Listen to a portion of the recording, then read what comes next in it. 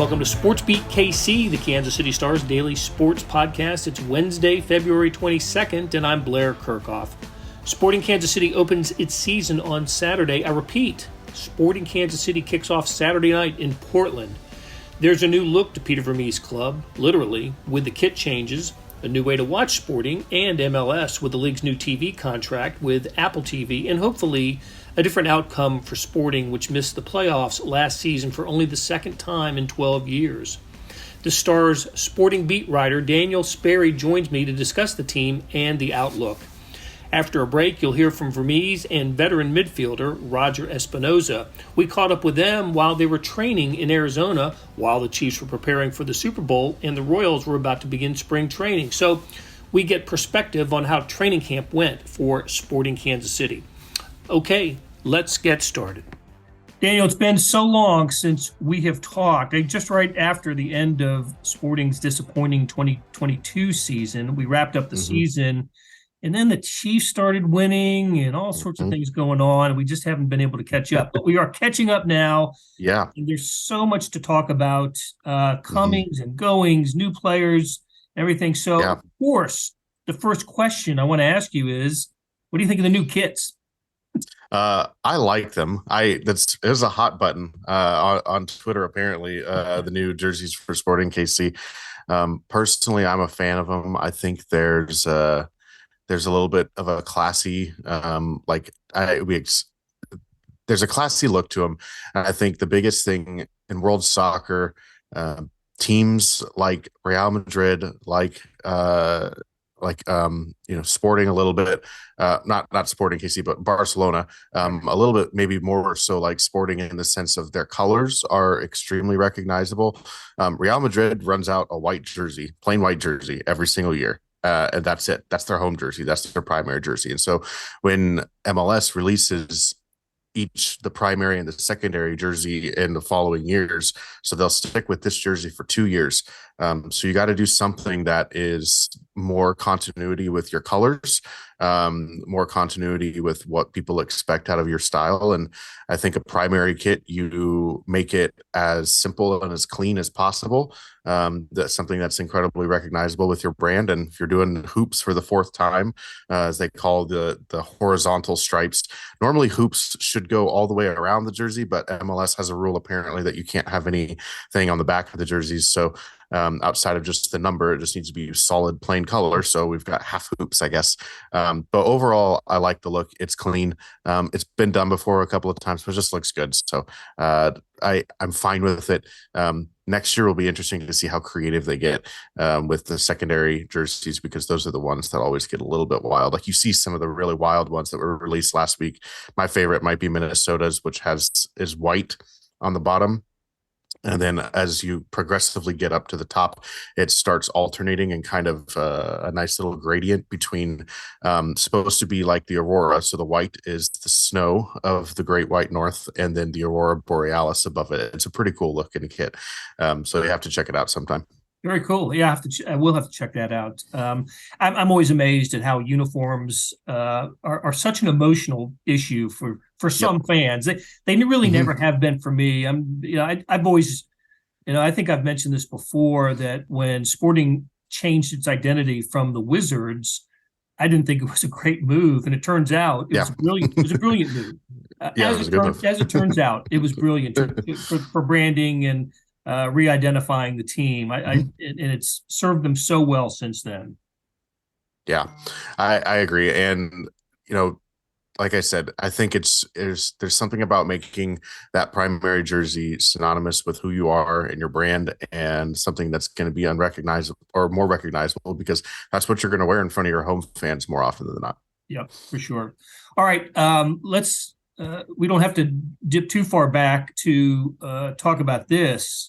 Sporting suffered an injury, season-ending injury to a starter that at a position where they're not terribly deep to begin with. Let's talk about Courtney Ford and how that's going to affect Sporting. Yeah, I mean it's brutal for Courtney. Courtney's a good guy, a local guy, an Olathe guy. He's gone through a lot in his life. I mean, he missed almost 2 years of his season, 2 years of his career, few years back with a pretty devastating knee injury. He lost his mom in a long battle with cancer just before signing with Sporting last year. He was coming back from the knee injury, had the suspension last year for taking a supplement that was a banned substance for MLS, unknowingly taking a substance, as he claims. And I think the guy has been knocked down a lot, and it really sucks to see someone who from all accounts, put in a significant amount of work this offseason to make that starting spot his. I know Sporting were kind of perusing the international market for center backs, even back into the summer of last year, around that summer window, but never got one in. And I think what Courtney was doing early on in camp made them cool off that market maybe just a little bit.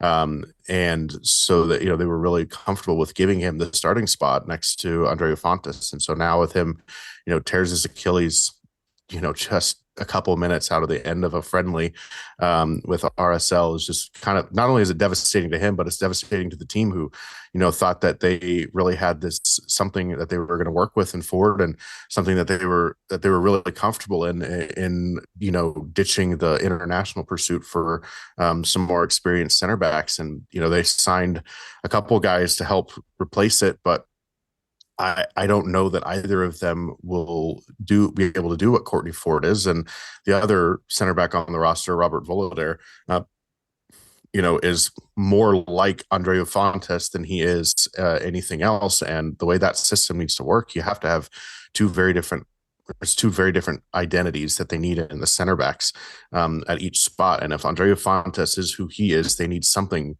different at the right center back spot in that tandem in the middle of the back line. And that is going to be a big question mark, because they tried out the two left-footed, ball playing ability center backs when they did Beasler and Fontes there in 2019, and that didn't really work very well. There was a lot of issues going on with that 2019 team in general, but it didn't jive very well at times. And I'm curious to see how well that jives within the first couple of weeks of the season for them. Yeah, but a tough break for Sporting after going through injury problems pretty early last year. Mm-hmm. And of course, we can't we should not go any further without talking about Alan Pulido and his availability for Saturday's opener at Portland. Interesting comment, and I don't from Peter Vermes earlier, within the last couple of weeks about, he could be ready but not available, sort of a sensibility like that. And I'm maybe not going to know until later this week. You and I are recording this on Monday, and Sporting will have media availability later this week. So uncertainty still surrounds Pulido's return. He is a year healthier, though. Yes, he is healthier. I got to see him. He was running around. I haven't seen him actually physically run in quite some time. So on last week when they were in town on Tuesday, we got to go out to training and watched him at least running around with the ball and moving and stuff like that. I know they were integrating him into full training this week. I don't know. They had a friendly with Phoenix Rising, which is the team who they are kind of neighbors with in the facility that they used for their offseason down in Phoenix. And they won that 4-2, but they have not put out any list of lineups, any list of scores or anything like that. They have told you who won, and that was it. So they're keeping it pretty off the cuff about what happened there. The first match being at Portland, that is a nasty turf field, and one that is very known for damaging players' knees. A lot of knee injuries on that field, especially early in the season. Even for the Kansas City Current this last year, Mallory Weber was a player that was going to be up for them, and she tore her ACL in the regular season opening match in Portland, and out for the year. And that's why Kate Del Fava, became who she was on the team. So that place is not good for knees. So if you have guys who are coming back from knee injuries, you probably don't play them. So I would be surprised to see Alan Pulido play anything more than a cameo at best on Saturday. I think working him back in maybe for Colorado to be able to play some more extended minutes for the home opener on March 11th against Galaxy is probably Sporting's probably smartest and safest move. And we'll see if that's what they end up doing. Okay, very good. All right, Daniel, I really enjoyed a story that you have written recently about, let's call him the elder statesman on Sporting Kansas City, Yeah. and Tim Melia, Graham Zusi, and Roger Espinoza. Listen, it's on any team, it's great to have experience, talented experience, right? And those three are back with Sporting, but their replacements are waiting in the wings. They're on the roster. Yeah. And they will we'll see about playing time, how that unfolds this year. But I find it interesting that, first of all, how about the benefit of having seasoned players like Zusi and Espinoza, and then how you see the transition going to the next generation of players. Yeah, and I think Roger even alluded to it when I talked to him about it. Was like, I can't play as many games as I used to anymore. And I think, guys like Graham Zusi might feel that way too. Melia is the interesting one because goalkeepers tend to age better than other players. Their best goalkeepers prime probably truly isn't until, they're 27, 28 on, and some of them can play on through 40 if they're really, if they keep their body right, and the reactions are the same. We'll see. So Melia is the interesting one because 36, 37 isn't exactly young for a goal, or isn't exactly old for a goalkeeper. It is a little bit older though for players in the midfield and a wing back like Zusi. But I would think that those two probably don't expect to play as much this year. But they'll still be called upon. They will need to be in moments. It'll be interesting to see how they're used in those moments. But that experience is so valuable because I think. Listening to players last week, we got to talk to Chris Rindhoff, who's a draft pick that they signed, their first draft pick that they signed since 2018. And then Danny Flores, who's a young player that they picked out of waivers, had full year of experience playing in the USL. Both of them, when asked, who's made your integration into the team really successful and really, so easy, especially for Rindhoff, who had to go win a spot in camp. Both of them out of their mouths was Graham Zusi and Roger Espinoza. And, it goes to show it's not just those guys that Zeus and Roger are helping out. There's a lot of young guys on this team that they are helping, shuttle in. And, Roger said, if these guys are playing better than me, like they deserve playing time. Like they deserve to start. Felipe Hernandez was a very, very good midfielder last year in the minutes that he played. And, I think if he's in the right spot, he had to be played all over the place because of all the injuries and stuff that they were going through last year. But when played in the right spot, he's a really talented player. We saw when Graham Zusi was injured, Caden Pierre later in the year was really, really good at right back, and at 19 years old and just turned 20 last week. But, he's looking to get into the under 20 World Cup that's later in the spring. And those are big moments for those young players that are, are really fighting for their spot, and it's their time as well. And they want to prove that it's their time. But you also have those veterans that are willing to help push them into their time and not see them as competition. And I think that's the healthy competition within a squad is really good when you can create that. And I think that's something that Sporting seems to have going for them right now. Okay. Let's wind it down and discuss how Sporting Kansas City fans and MLS fans are going to watch their teams play this year. It's different. No over-the-air broadcast of Sporting Kansas City, which is they've always had that, and this we've enjoyed it. Local broadcasts not going to happen now or for 10 years. I guess is that what that's the length of the deal? Yeah, the deal is a 10-year deal. So how Sporting Open Saturday, how can fans watch the game? So for this Saturday, the game is not behind. Every single game in the league is not behind the paywall or the subscription of MLS Season Pass. if you want to get it, all you have to do is get the Apple TV app open on your smart TV. If you have that, you can pull it up on your phone, laptop, Android. You can go to tv.apple.com, I believe, and it'll pull you into that by just going to the web page. You should be able to watch this week's game. What happens after that is a certain portion of those games will be either in front of the paywall or behind the paywall. Do my best to keep people updated as to which games are and aren't. Sporting have 2 of their first 5 games that are behind the paywall, that are in front of the paywall. For non-subscribers, to subscribe to get every single sporting game, you get into MLS Season Pass. When you get into Apple TV, you'll see an option for that, an option to sign up for that. If you're an Apple TV Plus subscriber, I believe it's $80 for the entire year, but that is every single game in the league, play through from the opening weekend to the final. All of the League's Cup matches and everything, all of that will be every single playoff game. All of that is is available inside that purchase for $80. And I think for non-subscribers to Apple TV Plus, then it's like $90 for the year, or, they come out at a monthly rate there, but it's a little bit different. They got to trial it a little bit this weekend. I got to watch some of the preseason games going on. The broadcast quality is fantastic. I mean, the audio mix is great. The picture is clearer than it ever was. I know last year, a lot of people trying to cast it from their phone or their iPad onto their TV. You lose a little bit of that streaming quality. I mean, this was beautiful, crisp, clear vision, almost down to the blade of grass. I think it was really well done. It looks really good so far. And I think the interface so far, when you get in there, is really easy to use. And you can favorite by going into the app on your phone. You can favorite Sporting KC. It'll notify you ahead of every single kickoff for all of their matches. It'll let you know when new content is uploaded.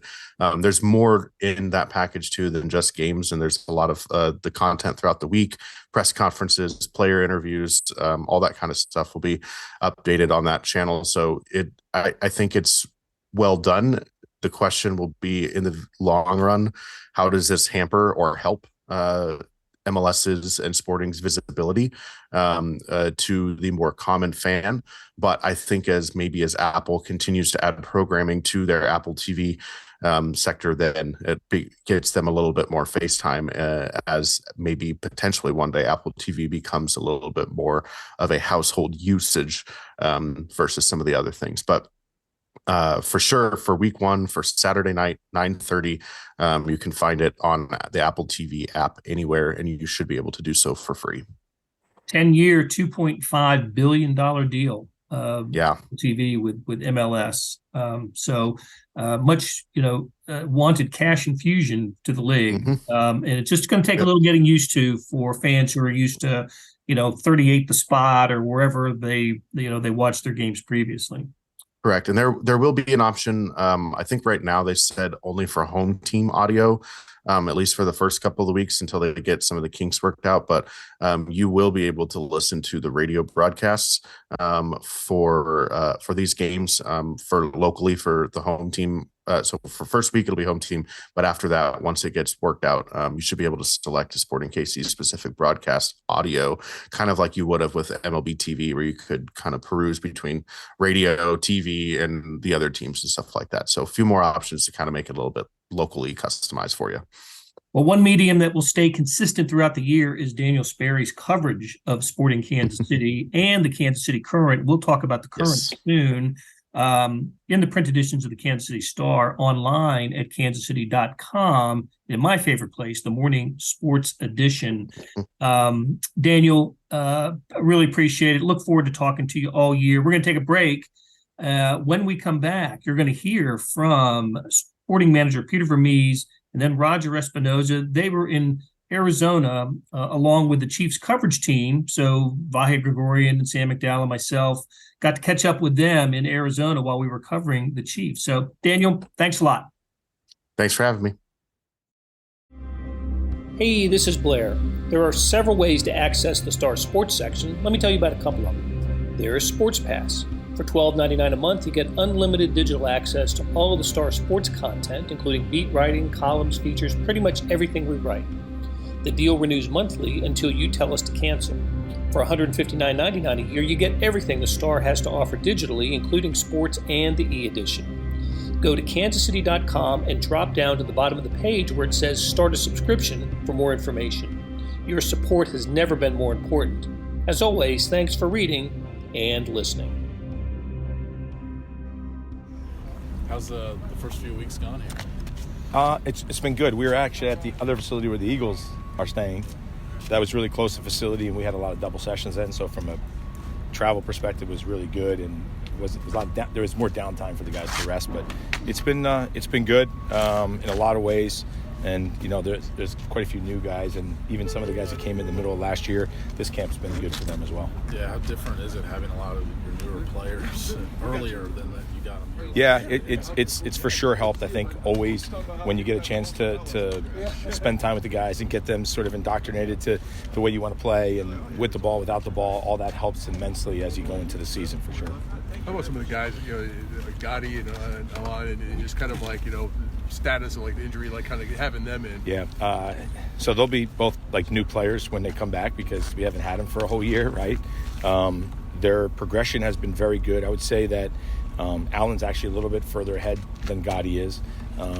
When we come back, after going back to Kansas City after this week, Allen will probably start to enter training with the team. He's been doing a lot of stuff, like a lot of soccer actions and movements, but we've kept him away from opponents at the moment because we've taken this much time. We just want to make sure physically it's really not his knee, it's more the rest of his body. We don't, being out for so long, we just got to make sure that their muscles, we're not going to pull a hamstring or something like that because we're trying to rush it back. But they're a good place. How about just the idea of the importance of this training camp because of the new faces and incorporating new players into this? Yeah, I always say that the most difficult thing in our league is to bring players in the middle of the season, which we did last year, and both Eric Tommy and Willie Agata, they both adapted really quickly, and had an incredible impact. But my experience tells me that when you can start with guys early on, there's bonding in preseason that takes place. There's they become a part of the group as opposed to these guys that are coming in and just trying to get to know everybody in the middle. And then I go back to the concepts that we have on the field, right? Like so for us, everything's about, hey, when you have the ball, how do you have purpose to get to the goal and score? And then the other is when we don't have that ball, how do we do it efficiently so that we don't waste a lot of energy, because we want that energy to be used for offensive tactics. And so we spend quite a bit of time with the guys on that, and it's been really good that they've been here because you don't have to worry about overloading them and getting prepared for a real game, and that's helped immensely. The way that Willie kind of burst out of the scene, does that kind of make it a little bit easier, kind of him kind of joining camp with these guys? Oh, I think so. I think him and Eric, they're in the team now based on being here, but they still missed this whole thing last year. So as much as when they came in, now we're really preparing for the next opponent. We're not really working so much on all of our concepts. And so this, I think, has been really helpful, because there are things that both Willie and Eric sort of need to understand a little bit the way we were doing it. And again, we were trying to teach that or put that in place in the summer, but it's so much more difficult just because you can't now get the whole team to shift back to that when you're preparing for your next game. I feel like since they were successful, it shows the guys don't need you. No, I don't think that's the case at all. But if that was the case, I'd be home right now. And I was just figuring out with college, this is my 40th preseason. 40th preseason. So yeah, it's been quite a few, so I wouldn't mind staying home on this one. Are they all in Arizona, or do you have them other? No, they've been all over the place, but I would say the last 12 have been here, so not a bad place though.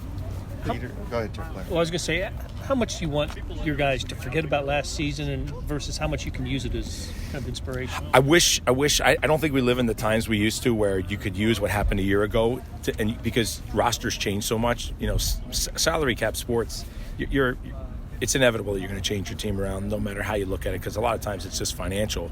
And so to get guys that haven't been here to think that way, and they just don't have it. So really what it winds up being is kind of resetting and refocusing the group for what the objectives are coming into the new year. And now we have that Leagues Cup, so that's a whole nother aspect of our competition that all the guys have to get behind and understand what is. Peter, growing up in Jersey, does that add any level of intrigue to this game for you, Chiefs game? So I grew up a Philly fan. I mean, I grew up, 20 minutes from Philly. Yeah. So I was a Philly fan, and I followed the Eagles when Andy was there. So I mean, I got to imagine for him as well, this is a kind of an interesting game. But I've lived more in Kansas City than I did in Jersey. So obviously, let's go Chiefs. Let's go Chiefs. Does it help one of your part owners is also the quarterback? Yeah, sure, it does. But I've also had a chance to talk to Andy, and I just have a huge amount of respect for him and how he goes about his business.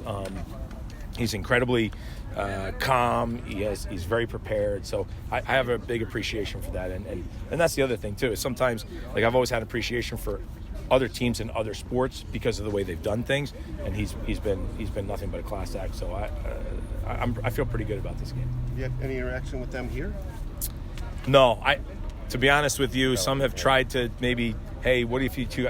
I said, look, I know what it's like playing in the final, and he's done it many times. He needs his time to do his thing. He doesn't need to talk to me. So he knows that I wish him the best. I tried to do that publicly already, and I'm sure he knows that our team's behind him for sure. What stood out about the first few weeks of preseason? The 2 days. Some new guys. A lot of the young guys have grown up, and so they're. It's crazy to see that what a few months of off season can do to the young guys who now come very mature and ready to play. So that's good to see. But other than that, we all came prepared, and so that's nothing new. We always prepare every year to come here at the best possible way we can. I'm going to say the guys actually got in a little bit more shape than usually other years, and everybody came really, really prepared. Obviously I know last year as a whole wasn't what you guys wanted. How differently do you feel going into this year based on just the way you guys were able to finish last year? It's a positive last year. It would have been difficult if we were here talking about, if we finished not in the top, I shouldn't say top of the table, but where we started initially, it would have been difficult. But, now that, we know that, hey, at the end of the year, we figured out a little bit what was going on and our problem. We try to prepare for this off season and trying to start at the same rate. I know that teams, athletes don't like to talk about injuries, but to what extent was last season impacted by injuries? Yeah, you're right. It's you don't like to make excuses, but when you have some of your top players getting injured, it's difficult. We see it in all the sports.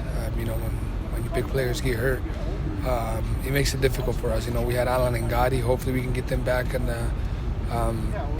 earlier in the season, and we signed some new guys that are also big players for us, and hopefully they can adjust to the league as quick as they can, and we can do well. And what got accomplished here? You guys are here a while. Here in Arizona? Yeah. Oh, a lot. We got in better shape. We got to, meet the new guys, try to have that team camaraderie as, we always try to do, the team culture. It's always good to see the guys, and, we got in better shape, and, we try to continue from what we done last year. So, and obviously the league changes over the years, and, you're trying to change a little bit of your ways to start the league. So, all that stuff is getting accomplished right now, and hopefully we can incorporate it into the season. Tell us about the new guys. New guys? Yeah. They came, usually, we had other guys from their countries here, so that makes it a lot easier. Usually when you get a guy from a new country, doesn't know anybody here, it makes it a little bit difficult, but it looks like a lot of the new guys that have come, known guys, or they're from the same country, same culture, so it was a lot easier for them to get adjusted to the team. They're very good players, and so I know the staff does very well on that, trying to bring players that can help the team. And right away, they have done well, and hopefully, like I always say, they can help in the season. The most important thing. Did you grow into a Chiefs fan during your time in Kansas City? Oh, I have. It's hard not to, right? The team have done very well. I was there when there was not the good days, and now it's great to see the city coming all together. So it just rubs on you. Hopefully they get it done on Sunday. What's just the oddity of them being at the same hotel here? What's the oddity? Like, how weird is it that they're just at the same hotel here? It's great. I mean, they called us and they said, hey, we like your hotel. Is it cool to stay there? And we said, yeah, you should stay here. It's right in Scottsdale. You're far away enough from everything, but after the game you can go and hang out. But all jokes aside, there was people who asked, who was looking at the hotel about 2 to 3 weeks ago. I think Timmy answered that question to some of the representatives of the Chiefs. I think there was about 2 or 3 hotels they had for the NFL teams, and I think Tim helped a little bit in there trying to get this hotel. I know in the last hotel we stayed, that's where the Eagles are staying too. So we kind of messed up all the beds and everything. So they don't sleep well. So but it's great that they're staying here. There's a lot of security everywhere. I don't know if this happens in every NFL game or it's just the Super Bowl, but it's great. It's great to see the guys. It's great to see everybody happy, everybody ready, and bringing the city together. Is that Tim Melia? Tim Melia, yeah, okay. Tim Melia, yeah. I started speaking to some of the representatives, and they were asking about what we like best, what we don't like, and other hotels and why we in there. So we've been around a lot of hotels in the area over the years. This is the one we like the best. You guys go home and then you come back, is that correct? Yep. Yeah. I know you guys have done that the past couple of years. So how are things? I know I missed kind of the beginning there, but how is camp so far for you guys? It's been great. It's been great. I mean, I love camp. I always have a good time. It's just preseason. You don't have the pressure of games, and so it's a little different. You just practice and try to get better. Trying to build the culture of the club, new players. So it's always great, especially now. That. This day and age for me, it's great to be here in preseason. Did one of your minority owners is staying here? Did he address the team at all? Yeah. Patrick. There was another owner that just came here. Yeah. So, but majority of the owners are here. He did not address the team yet. I don't want him to address the team. I want him to focus on the game, especially. That'll do it for today. Thanks to our SportsBeat KC production team of Monty Davis, Randy Mason, Jeff Rosen, and Scott Chasen. I love the Morning Sports Edition. It's all the stories produced by the Stars staff, plus news, features, and columns that cover the nation. Go to liveedition.kansascity.com to see what I'm talking about. Thanks for listening, and we'll be back soon with another SportsBeat KC where we talk sports in Kansas City every day.